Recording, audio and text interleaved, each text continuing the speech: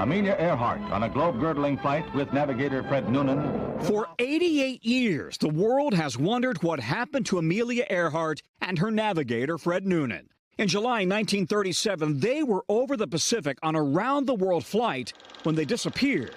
An international search turned up nothing.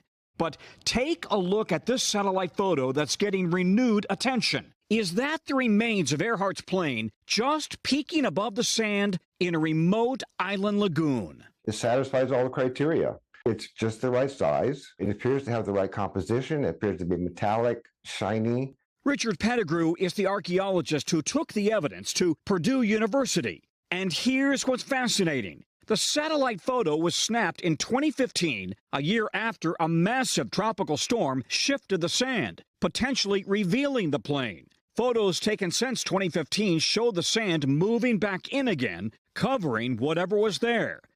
The island is called Nicomararo, right there in a remote corner of the South Pacific, just 4 miles long with a lagoon, very close to Earhart's planned flight path, and, he says, almost precisely where 4 of Earhart's radio calls for help seemed to originate. If that is, in fact, the plane, why has it never been discovered before? Plenty of people have been over that island. People walking over the beach or, being very close to it, they still wouldn't have seen it because it would have been covered by sediment and under the water. But there's more evidence. In 1940, a British team discovered a human skull and bones near an old campsite on the island, thought to be female, along with a woman's shoe and a sextant navigational box. Later, archaeological teams visiting the island recovered glass bottles from the 1930s, a U.S.-made jackknife and zipper. And this, a medicine vial with the partially legible letters UCA Pharmacy. Earhart lived Toluca Lake, California. It's like many pieces of evidence that by themselves are not conclusive. Taken together, they're very convincing. Rick Gillespie has been searching for Earhart for decades, including on Nicomararo. He's skeptical of Pettigrew's satellite photos. Well, he's got the right island. We've looked there in that spot, and there's nothing there. And the imagery shows a coconut tree, complete with root ball. Before her final flight, Amelia Earhart was on the faculty at Purdue University. Purdue, you claim her as one of your own now. We do, very proudly so.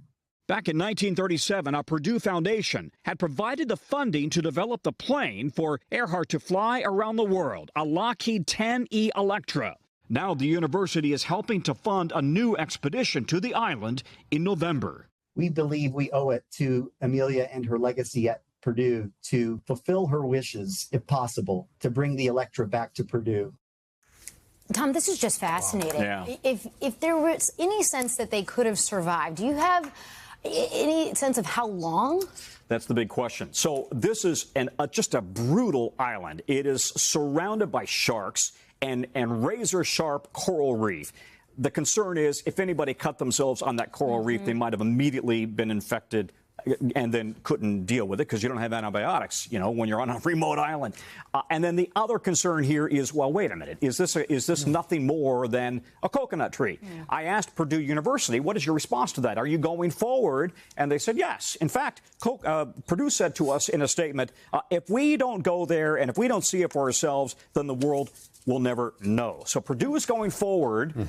But the concern is, okay, has all of the evidence of her potential life on that island already disappeared? That was the greatest collection of compelling evidence that I've seen in a long time. Yeah, that's pretty compelling. Tom, thank you. We'll have more coming up on the third hour. Hey, thanks for watching. And don't forget, you can catch the Today Show every morning on NBC or take Today when you're on the go. Just follow the Today podcast on Apple Podcasts, Spotify, or wherever you listen.